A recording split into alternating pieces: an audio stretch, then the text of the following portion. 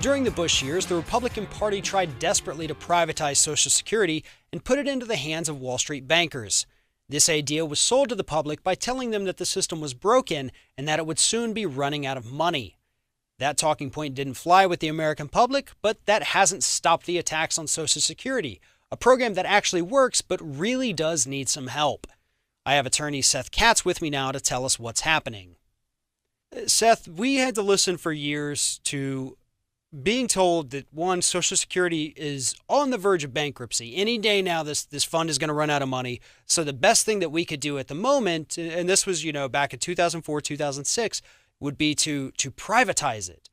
Obviously, the American public wasn't necessarily buying that. That idea never happened. But we are still looking at a Social Security system that is not quite as healthy, I guess, as it needs to be. It's covering things for the moment, but we are looking at a very huge portion of the population in the coming years. They're going to be retiring. So I think by the year about 2033, the system could be in trouble. Why is it so important, basically, that we keep the Social Security system healthy and functioning for elderly citizens? I mean, if you look back to when the act was first enacted, Farron, it's important because the purpose of that of Social Security was to give people, get rid of the despair of getting older, get rid of the despair of everyone dying around them stopping work and retiring to a different lifestyle. And that's really what the goal was. The goal was to keep people in a similar lifestyle to what they had when they were working and allow them to enjoy the fruits of the labor that they had put in for 40 or 50 years with Social Security as a big component of it. Now remember, it wasn't supposed to be the only component. It was supposed to be one of three components. It's supposed to be Social Security, employer-funded pensions, and savings. And, part of the problem is that the Social Security trust, the Social Security, if it runs out of money, that biggest component, if you think of it as a triangle, like the food triangle, Social Security was supposed to be that base layer, that security blanket. And fewer employers are providing employer-funded pensions nowadays. So that level is gone, and savings is reduced also.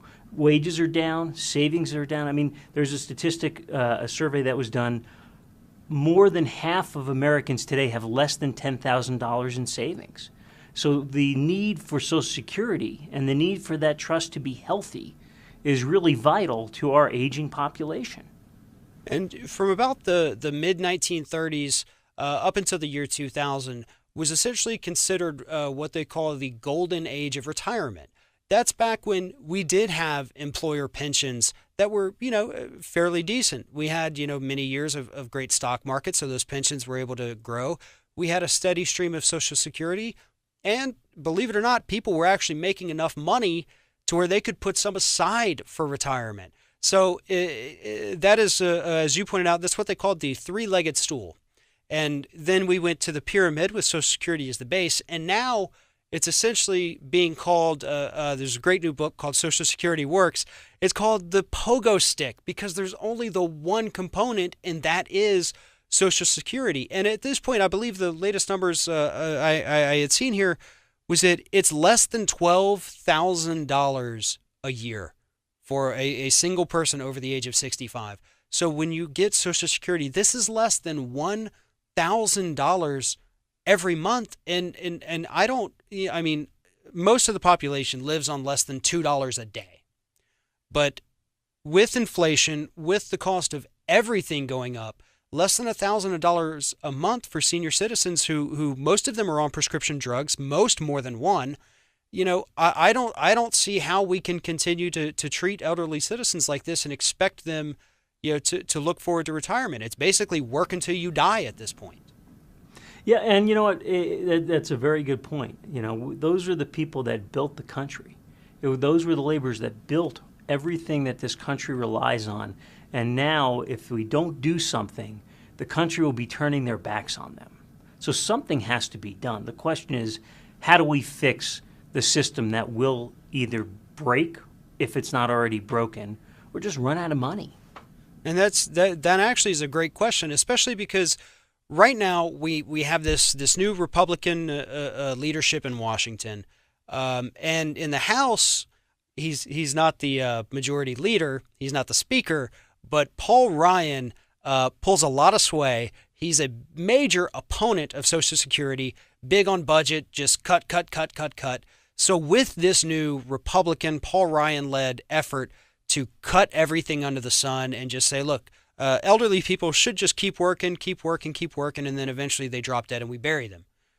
How do we fix the system so that we don't end up in a Paul Ryan America where everybody works until their heart stops beating? You know, it's a tough question to answer. It really is. But if you're trying to put more money into a system, there are two ways to do it. Put more money in. Okay, so you can either raise taxes, and there are a lot of different avenues to doing that, but we all know the Republican Congress and the one percenters are going to fight that till the death, and they may die fighting it.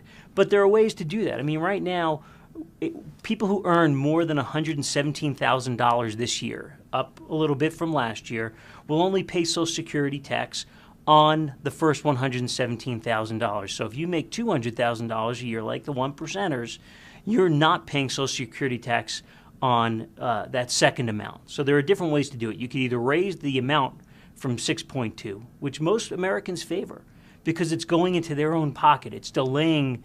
They're paying now, but they're not paying the Paul later. They're paying themselves later. So you can either raise the amount a percent over time, which would go a long way to saving the system from running out of money in 2033.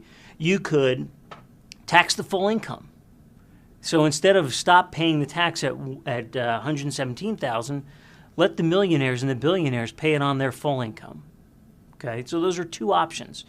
Other options, and one of them, when I was doing some research, was called the means test, about who gets to take out how much. So there are different ways. You can either put more in, you can take less out, and the means test is a way to take less out. That retirees who have an income over a certain level outside of Social Security would either take less and maybe scaling down as your income goes up. But another important component of putting more money into the trust, even if you didn't want to raise taxes, and there are some grassroots movements to raise the minimum wage in some states that we consider Republican strongholds like Alaska and Nebraska and South Dakota and Arkansas, to raise the minimum wage. If you raise the minimum wage without raising the tax percentage, more money will go in because wages are up.